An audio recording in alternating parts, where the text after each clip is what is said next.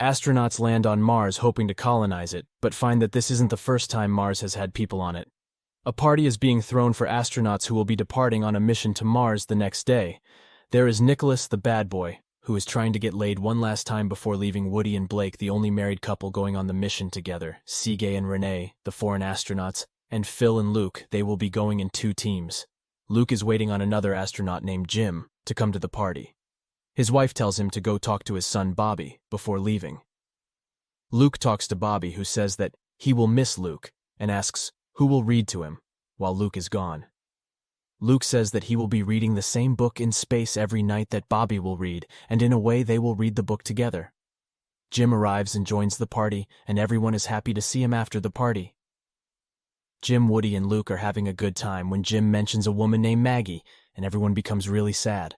A conversation between Jim and Luke reveals that Maggie was Jim's wife and also an astronaut. Jim and Maggie dreamed of going to Mars and spent all their lives working towards it. However, when the time came, Maggie fell ill, and Jim withdrew from the Mars program to take care of her. Maggie eventually passed away. Luke says that Jim and Maggie deserve to go to Mars more than anyone, and he is upset that they won't get to. Jim says it's okay. But when Luke leaves, it's clear that he is upset as well. 13 months later, the team of Luke, Renee, Sergei, and Nick has reached Mars. One of their rovers has spotted an unusual mountain, and upon analysis, they noticed that the mountain has a shiny top. They assume that it's ice, and underneath the mountain could be a whole water reserve. They send the message to World Space Station, where Woody, Terry, Phil, and Jim are present. They let the station know that they will be heading out to explore the unusual mountain. As Luke and the crew reach the mountain, they hear a strange signal in their headsets. They use a radio wave radar to study the mountain, and the readings say that the mountain is metal underneath the dust, not ice.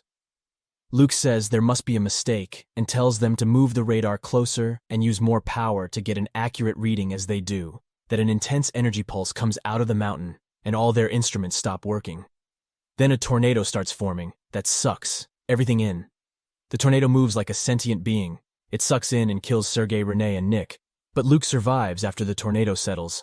A giant metal face is revealed where the mountain was back on the World Space Station.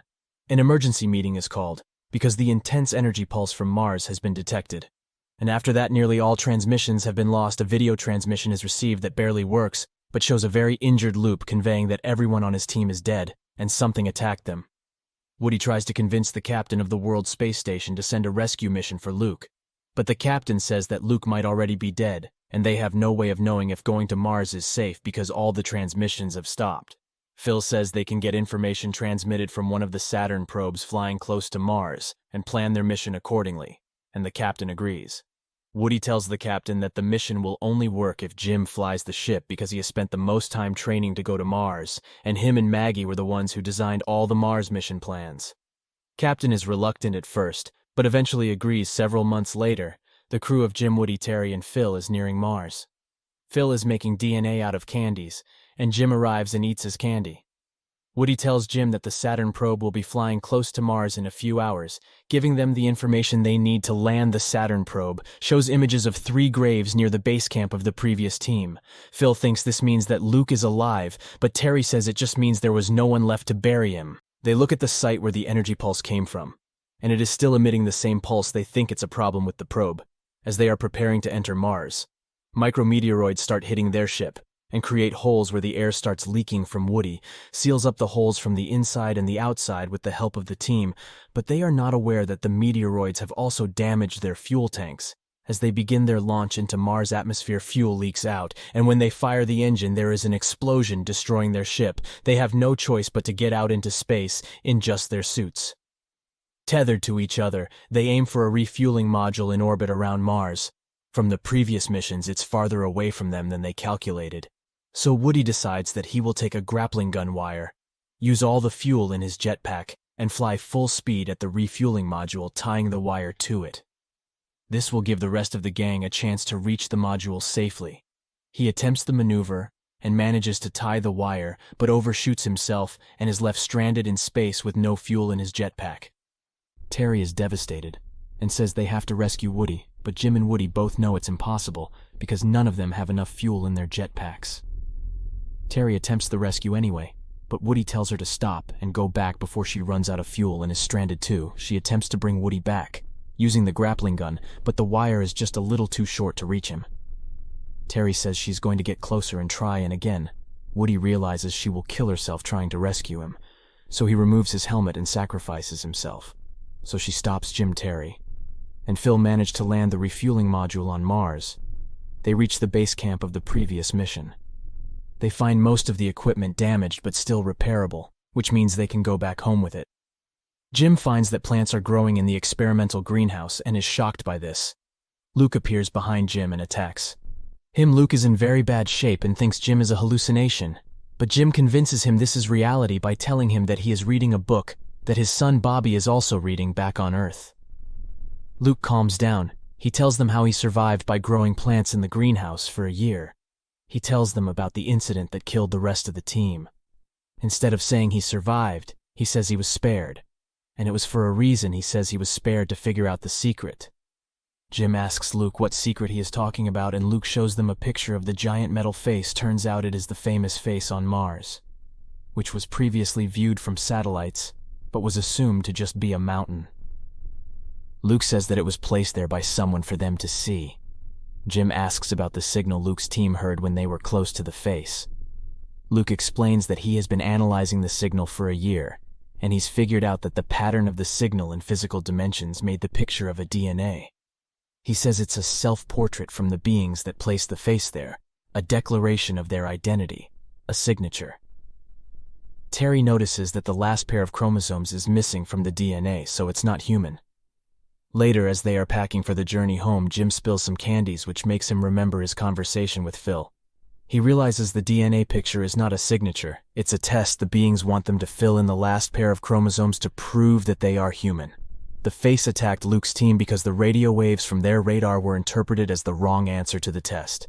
Jim says they need to reconfigure the radio waves from the radar to give the right answer.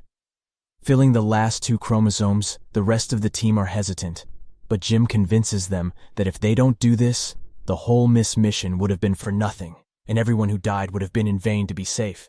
They send the radar to the face via a rover. They transmit the radio wave bearing the correct answer to the DNA riddle.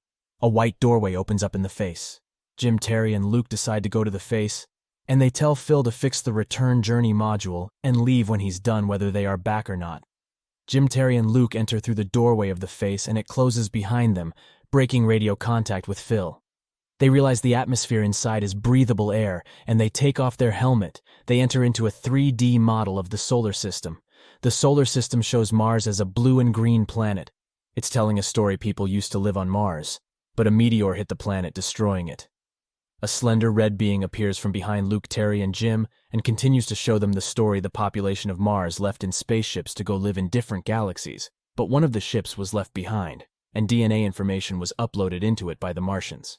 It was this ship that came to Earth and brought the first single-cell organisms with it. Those organisms eventually grew over millions of years into modern-day humans. Life on Earth actually came from Mars. The face on Mars was placed there, so that one day people from Earth can come back and learn where they came from. Radio contact with Phil is re-established, and he tells them a storm is brewing, and they need to return to the module so they can go back home. Jim realizes that the face is actually a ship, and a countdown has begun for its takeoff. Terry and Luke begin to leave, but Jim says he will be staying here. He says that all of this was an invitation for them to go meet their Martian ancestors, and he will be going. It's what he was born to do. Terry and Luke agree to let Jim go. Terry and Luke get out and barely make it to the return journey module in time, as Phil is just about to leave. Meanwhile, Jim is lifted into a small ship, where he is placed in a compartment. Water begins to rise in the compartment, and Jim gets worried. He holds his breath. But as the water rises all the way up, he realizes he can somehow breathe in it.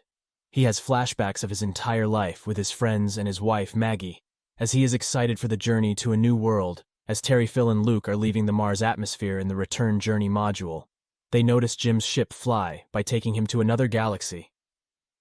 Luke looks at the ship leaving into deep space and wishes Jim good luck, knowing that his friend is finally doing what he was destined to do. The end. Thank you for watching. Please like and subscribe for more movie recaps.